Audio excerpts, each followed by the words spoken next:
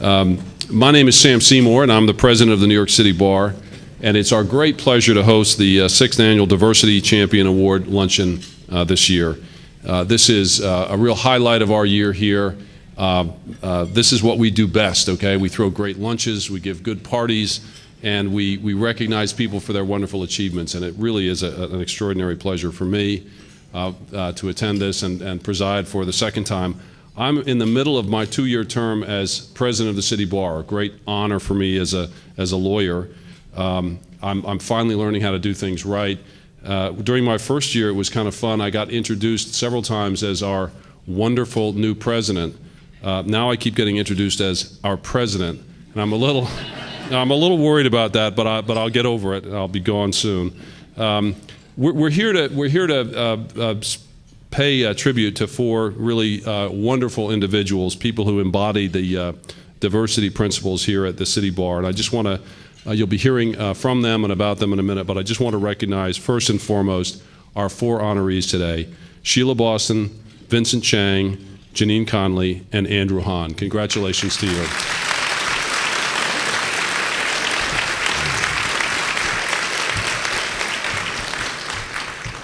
Here at the City Bar, we adopted statement of diversity principles back in 2003, and we created an office of diversity in 2004. And since those early years, we've had many great accomplishments. I just want to mention a couple of them. You know, today we have 127 signatories to our statement of diversity principles, 108 law firms and 19 corporate legal departments, and that's a great achievement. We have a student legal education and opportunity program through which we've expanded our efforts to encourage high school students to consider law as a career. And that program now works with 80 New York City schools and more than 130 law firms and other organizations to allow students to gain exposure to the profession. And we're very proud about the outreach program there. In 2004, we started a diversity benchmarking survey of going to law firms and sort of checking on how we're doing. And just a few months ago, we released our 2010 report. I should say that there are folks here from Deloitte who have been very, very helpful in supporting the empirical work we do on the benchmarking study, so thank you, Deloitte, for your help in that. The 2010 benchmarking report has shown that the modest gains that have been made over the last few years risk erosion under the current economic conditions, although there are a few encouraging signs still being made and reflected in the results, including in the number of women and lawyers of color in leadership position within law firms. So we will continue that benchmarking exercise in our law firm surveys. We created the Diversity Champion Award in 2006, and the idea is to honor individuals who have gone above and beyond their lawyering duties to create lasting change in their organizations and in the New York legal community. And today's award winners, as you're going to hear, have advocated on behalf of diversity with great creativity, passion, and dedication. We also here today have some of our past honorees, and I think it's important to recognize them for their great achievements and to thank them for being here today. We have Sharon Bowen, who's here from Latham & Watkins.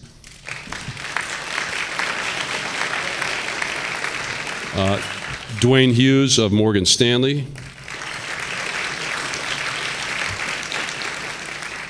James O'Neill, co-founder and executive director of Legal Outreach.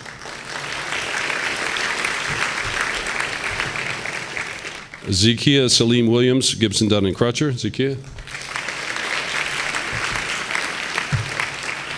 James Silkenat, partner of Sullivan & Worcester, and a great friend from the ABA. Jim. And one of our winners last year, Marissa Wesley from Simpson Thacher Bartlett. So congratulations, Marissa. Now, today's awards wouldn't be possible without our awards selection committee, and I just ask everybody here who is on that committee to stand up for a minute to be recognized and take our thanks for the work you've done. Selection committee, please. Good. Thank you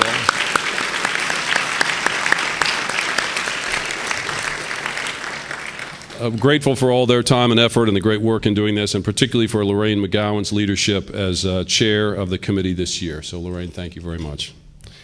And a special thank you to Elizabeth Dorfman here at the City Bar, who's responsible for making this luncheon such a success. Even before you eat your lunch, I can tell you it is going to be a success. And Elizabeth, thank you very much for what you do. Here at the City Bar, we're lucky to have 9 committees that are committed to diversity and diversity-related issues, and a list of those committees is in the program you have there. But at the top of the little org chart we have of our diversity programs is the Committee to Enhance Diversity in the Profession, and we're very fortunate here at the City Bar to have Steve Robinson as the committee's new chair. Judge Robinson's stellar experience and accomplishments run the gamut of the legal profession, from private practice to government advisor to prosecutor to federal judge. And we are very confident that under Steve's leadership, this committee will take the diversity efforts of the City Bar to a new level. So for a few minutes of address before we turn to the main event, I'm going to ask Judge Robinson to come up here. I'd ask you to welcome Judge Steve Robinson.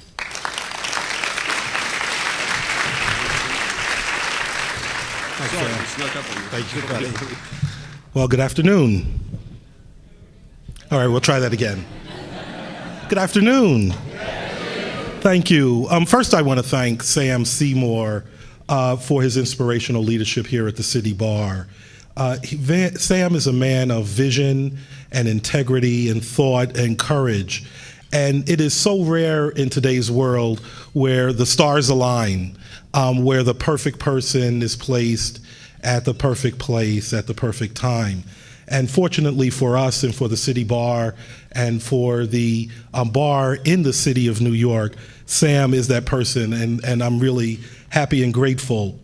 When I left the bench, I immediately called Sam and said, Sam, what can I do to be of service to you and the City Bar?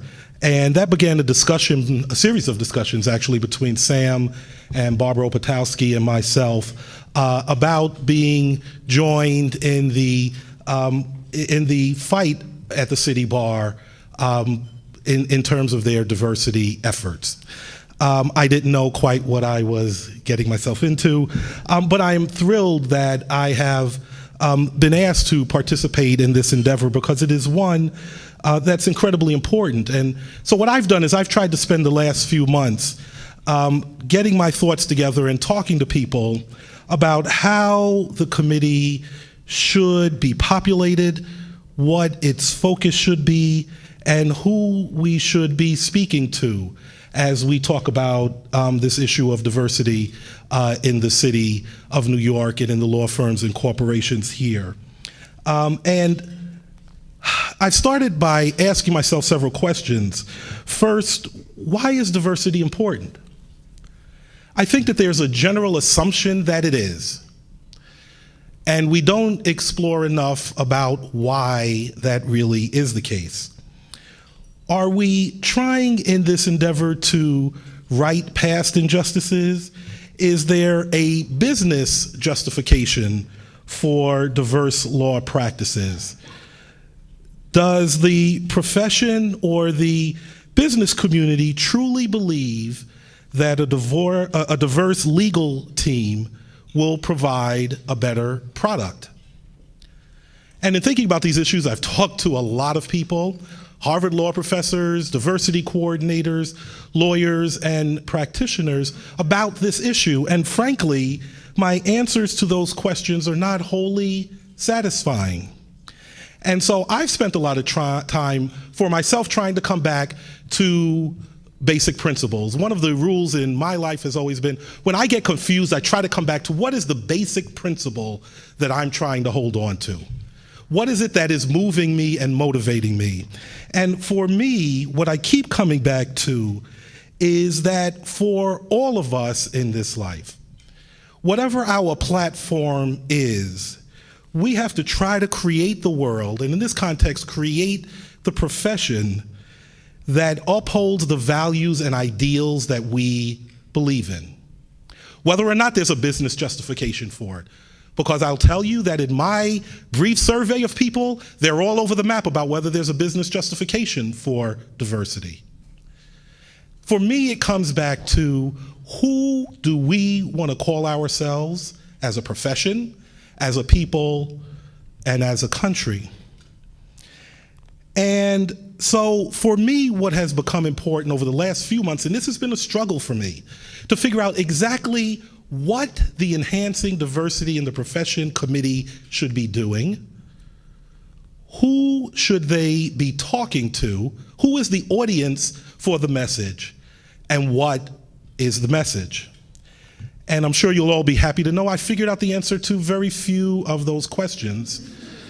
But I'm going to begin to engage some in this room and others in the committee to help us really work through those answers in what I hope will be a satisfying way to the city bar, but frankly, more importantly, to the profession.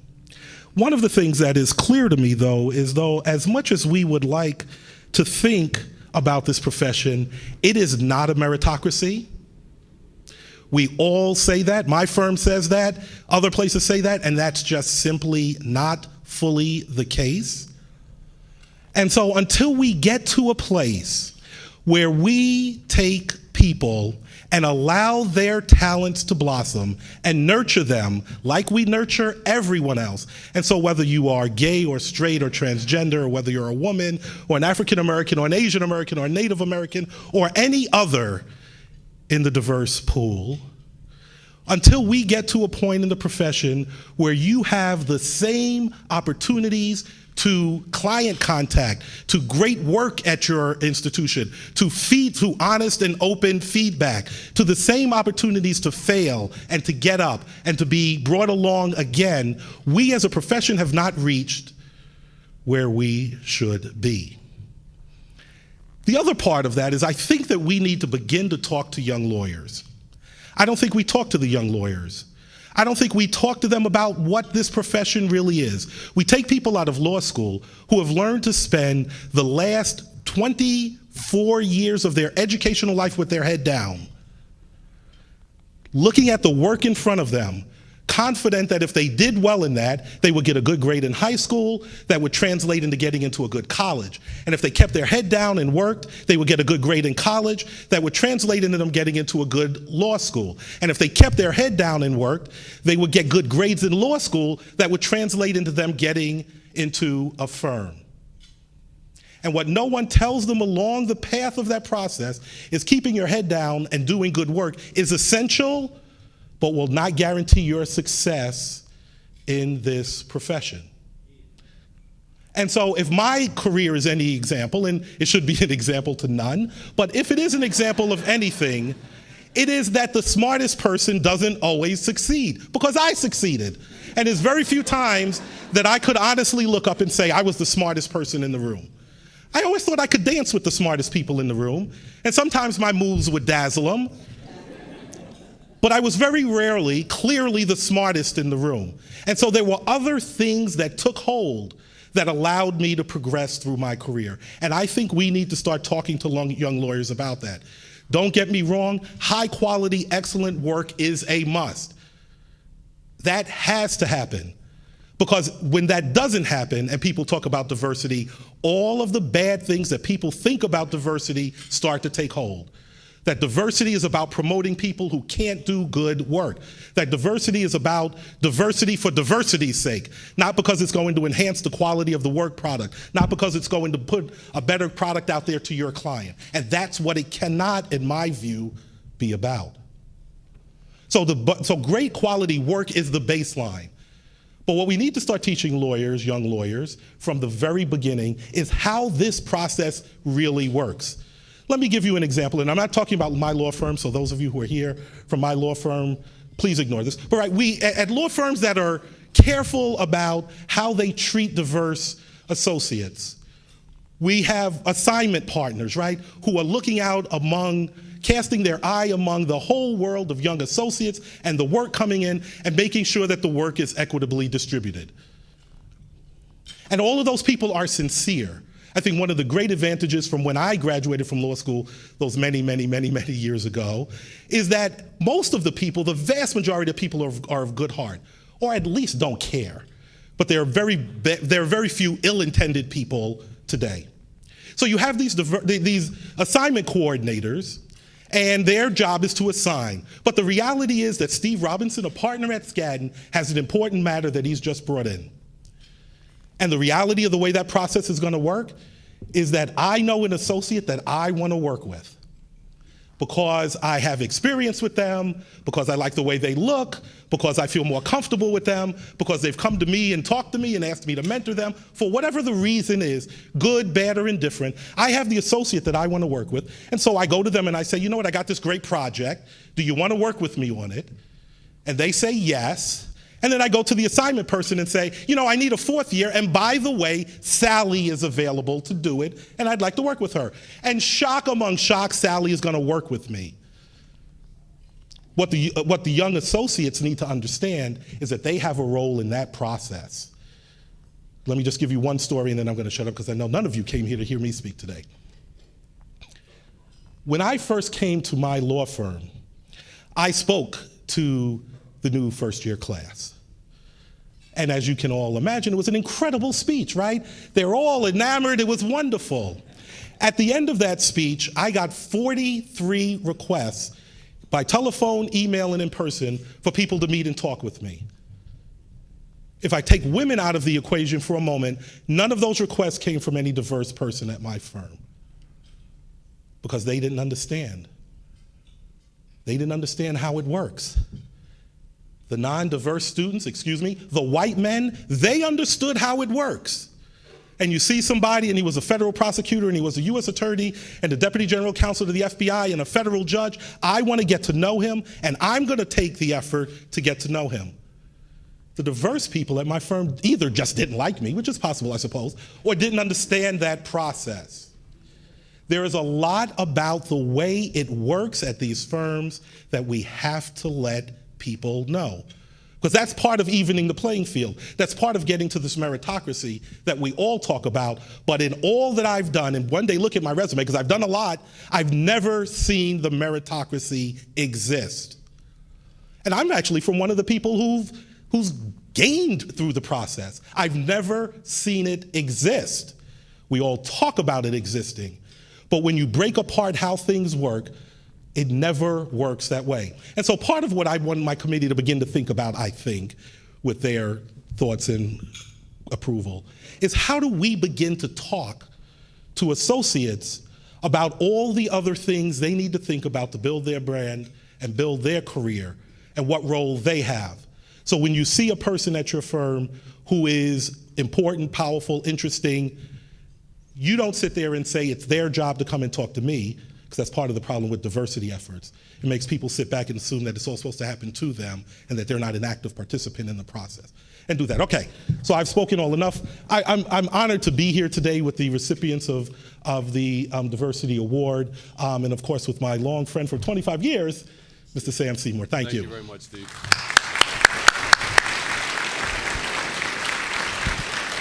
Thank you. Thank you very much for that, Steve. Enjoy your lunch, and thank you for the work you're doing for the City Bar, and thank you also for the kind words you said about me. One thing I've learned here is getting complimented causes me to go back and look at the advice from Justice Cardozo, who said when you get compliments like that, he said it's like cologne water. Smell it, but don't swallow it. I follow that. Enjoy your lunch. Lorraine will get up here in a few minutes and take us through the real order of the day, which is to give out the awards. So thank you very much.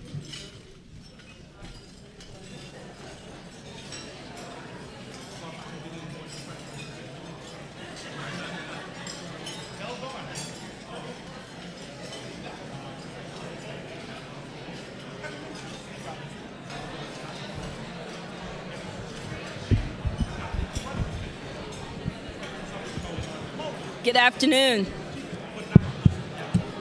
Good afternoon. Hello. We're going to get started with the awards presentations for this afternoon. Mindful that all of you probably have other commitments.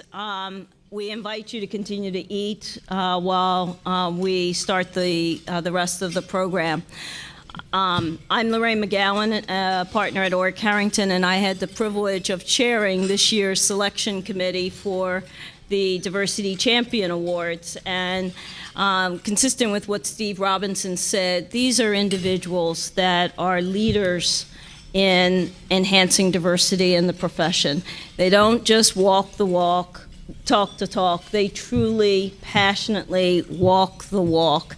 They are committed to, in every manner within their careers, to enhance diversity in the profession. I'm delighted to be here. This is the 6th year that the City Bar Association has recognized individuals who are actively facilitating the hiring, retention, and promotion of diverse attorneys, and in the elevation of attorneys in leadership positions within their organization. I would first like to thank the City Bar Association for creating this award and for creating the 6 different committees devoted towards diversity within the profession.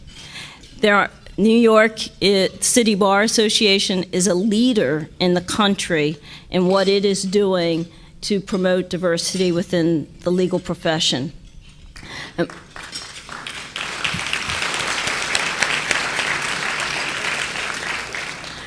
And us gathering today in this forum, we recognize that the progress has been somewhat slower than what we would have liked.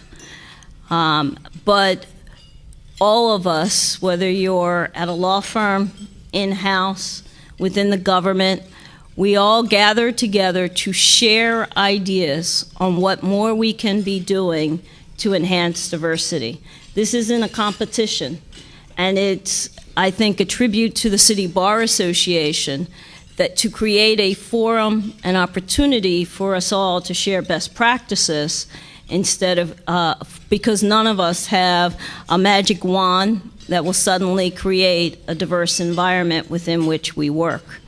And so this award enables all of us, whether you're in-house, in a law firm, in the government, to learn from each other what programs and policies are working to enhance diversity. For me and my fellow committee members, we were always humbled by the candidates that we get to meet, to learn how much others are doing and what more we can all be doing within our own organizations. Second, I would like to thank my fellow committee members who rose earlier. Without their help, contribution, and willingness to put up with me, we wouldn't have the event that we're having today. So the committee members were Elizabeth Dorfman, who really facilitated everything, Martha Harris, both from the New York City Bar Association, Nate St. Victor, Natalia Martine, Susan Galligan, and Zakiya Salim Williams, and Linda Lynn. So about this year, this award. Each year, the New York City Bar Association solicits applications from law firms, in-house legal divisions, and the government. We then review those applications, we talk with the individuals who were identified as references, and then we meet with a select handful of individuals to determine who our semifinalists and then the award winners are. The award is given to individuals who have excelled in one or more of the following areas of hiring, retaining, and promoting diverse attorneys. And each of the award recipients today, as in the past, as Steve Robinson noted, excel in each of these areas.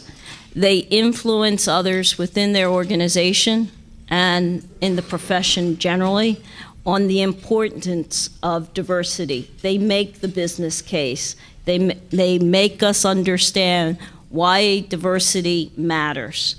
They are role models within their organizations and within the profession. They are continually learning and adapting. The definition of what diversity means has evolved. It's not just racial and ethnic diversity. It's not just gender diversity.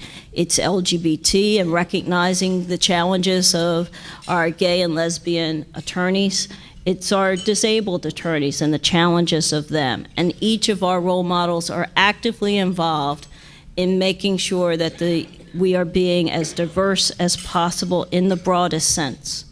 They are cultivating diverse teams. Steve Robinson mentioned that the importance within our organizations when we make assignments that we include diverse attorneys within our team.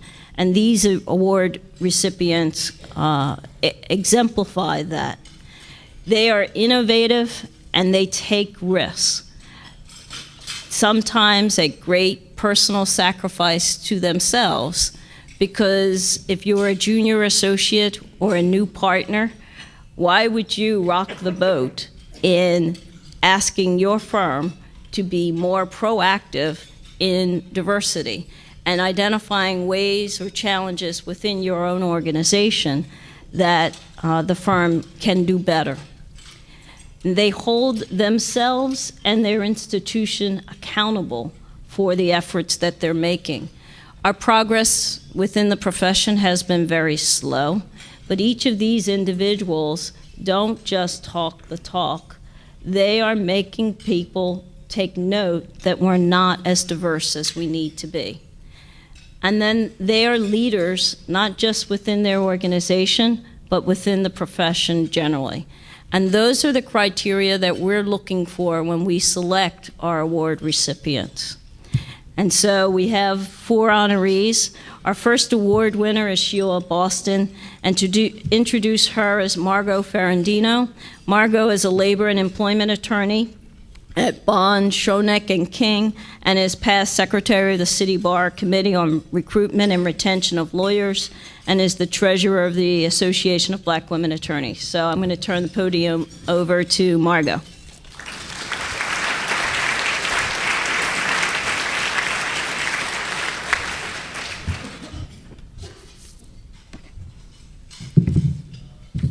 Good afternoon, everyone.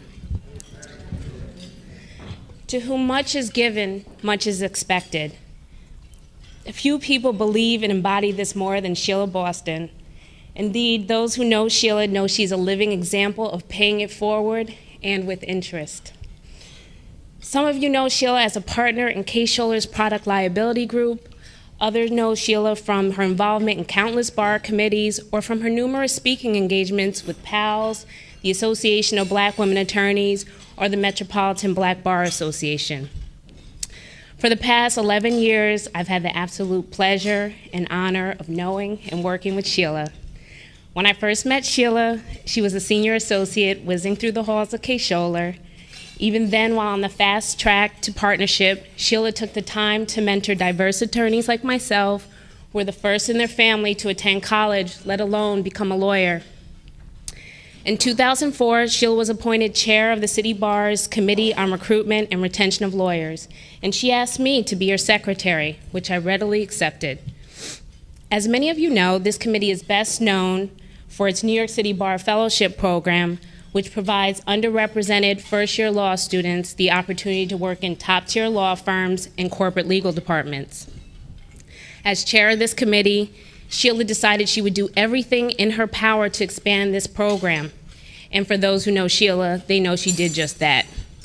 During her tenure, the fellowship program reached new heights, going from 30 employers to attracting 45 employers and 55 law student participants in just 1 year. This is the most participants in the history of the fellowship program. During Sheila's tenure, approximately 120 law students were literally given the opportunity of a lifetime. Working with Sheila, I learned very quickly that diversity is more than an EEO policy or a statement of diversity. She taught me firsthand that a true commitment to diversity requires so much more. It requires sacrifice, selflessness, and dedication. Sheila, I am in awe of your sacrifices that you make to lift me and others as you climb. I thank you for how selfless you've given of your time and your energy to me and your other mentees and all the other diverse city bar associations who constantly call on you because we know Sheila Boston will say yes.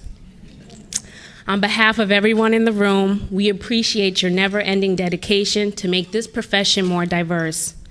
Sheila, you've always been one of my champions, and it's my pleasure and honor to introduce you as a diversity champion to this room. Thank you.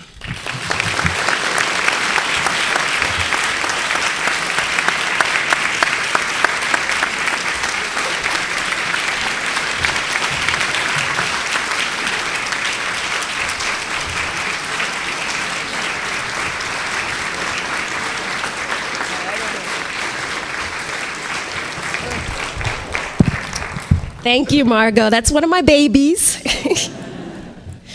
Oh, wow. Okay, you're used to me being high energy. But right now, I'm just pensive and I'm choked up. Wow. I thank the New York City Bar Association for this honor. It means more than you know. I care. And I try to put it all out there and to try to pull others along. And you're not looking for the thanks or the accolades, but it's so nice. It's really nice. I have to admit, it's a beautiful thing. So I thank you from the bottom of my heart. And especially to Lorraine McGowan and her committee who selected me. That was just so sweet of you. I appreciate it. I think that Steve Robinson already poured out about the case about diversity, so I won't even go into that, but I'll just say I'd like to submit something. And that is that it's not the ill-intentioned actors, I think, at this point, who make this cause so difficult. I'll be honest, I would submit that it is those who are complacent. Martin Luther King Jr.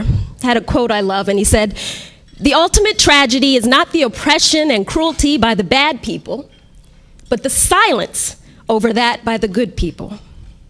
So we need more of you to be involved.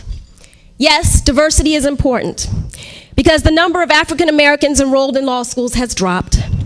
Despite the emphasis on summer associate recruiting, most diverse partners were never summer associates at their own law firms. Asian Pacific Americans are the minority group least likely to convert from associate to partner in their firms. Few diverse partners serve as billing or relationship partners for corporate clients. Few diverse partners serve on the executive committee or as chairs of departments. 50% of our law school classes now include women, but only less than 20% actually become partners at firms. Women equity partners are more likely to leave their firms earlier after becoming equity partners than men. Only half of the LGBT lawyers in law firms tend to come out and openly identify themselves as such, and in many places, they still are not given same-sex benefits. And lawyers with disabilities have been overlooked and ignored. So there is still work to do, everyone. Diversity is becoming increasingly important in this ever-changing, multiracial, multicultural world in which we live. And because we want to be the best that we can as Americans, as New Yorkers, as attorneys in this noble profession, yes, I do believe it is still noble, we must all work together to do better. Okay, so I'm going to step out of the motivational, Sheila, for a moment, because I've got to hurry up. I don't have much time, and I have some serious thank yous that I must extend. First and foremost, okay, you heard a few amens up in here today. That was my dad. He's a minister. Mom and Dad, would you please stand? They came all the way from Maryland this morning to be with me, and I just want to say thank you, because you have been my role models and my inspiration. You've taught me to have integrity, to speak up, to speak out, and to always try to be an advocate for the underdog. And it's not just through your words, but through your actions. And for that, I'm so thankful. I'd like to thank Jerome, my husband, and my kids. The daughter is in absentia, she's in school, but Rome is here. If the two of them would please stand. And you don't have to clap, but okay, well, you can clap. I thank them because they so unselfishly share me, okay? I'm constantly going, and I'm always dragging them to things, and so thank you so much. I love you guys, and thank you for your support. Church friends and friends, I just have to call out two quick names, and that is Ted Shaw, former NAACP LDF Executive Director, as well as Cynthia Bookert Adams from Morgan Stanley. I love you guys, you know. I'd like to thank other minority organizations, all of the leaders, but a special thank you to Paula Edgar, who I believe was one of my nominees. So, I mean, she helped me. She's just a sweetheart, and your compassion to our community is just so important and an inspiration. I'd like to thank, of course, Kay Scholler LLP, and they are in the house in full. Thank you so very much, and I hate to list names because then you always forget someone, but I've got to. Just a few names I have to mention really quickly. Mike Solo, thank you for being here. I look forward to working more closely with you, but I especially have to thank Barry Wilner. That's Papa Kay Scholler. I have been with him for so long, and especially behind the scenes. Barry, Thank you. Thank you. To my partner in crime, Joe Drayton, they call me, the African American Affinity Group calls me the Den Mother. That's the Den Father. Jim Hirschline, Jay Wax, and Lori Leskin. Lori couldn't be here, but the three of them are so supportive, and I'm specifically talking about diversity efforts. I have tons of beautiful people like Kay Scholler, but in my diversity work, there are certain people I always go to and are so supportive, and they are, so thank you for being here. Of course, the African American Affinity Group, the whole Kay Scholler Diversity Committee, and my favorite person, Wendy Evans. She is the diversity officer at Kay Scholler, and that's my right arm. There is not another person who is more dedicated and compassionate. She's a white woman, and we sometimes kid that she was supposed to be black. But she understands diversity, and she cares. Thank you, Wendy. Again, the City Bar, especially Sam Seymour, but there's one crazy shout out I must give, and that is to Barbara Berger Opatowski. And let's give it up for her. She's committed to diversity, and I so love her. The Committee on Recruitment and Retention of Lawyers, thank you. I loved working with you. I'm still working with you. You still have me working, but especially to Janice Myers and Steve Buckman. Steve, did you make it? No. Okay, love him. Love him. And of course, Margo Ferrandino, who made me cry. I love you, and thank you so much. And finally, I got to engage in a very special experience most recently, and I'll be honest with you. Last year, I was experiencing what they call diversity fatigue.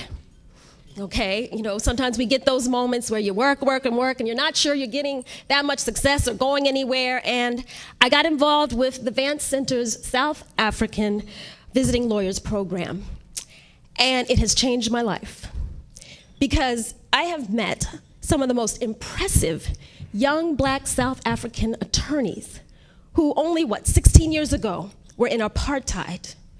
And they are facing innumerable challenges and barriers, but their resilience and their strength have so renewed me and inspired me. And three of them are here today, our South African visiting attorneys, Rory, Sapile, and Tabang. Would you just stand up really quickly?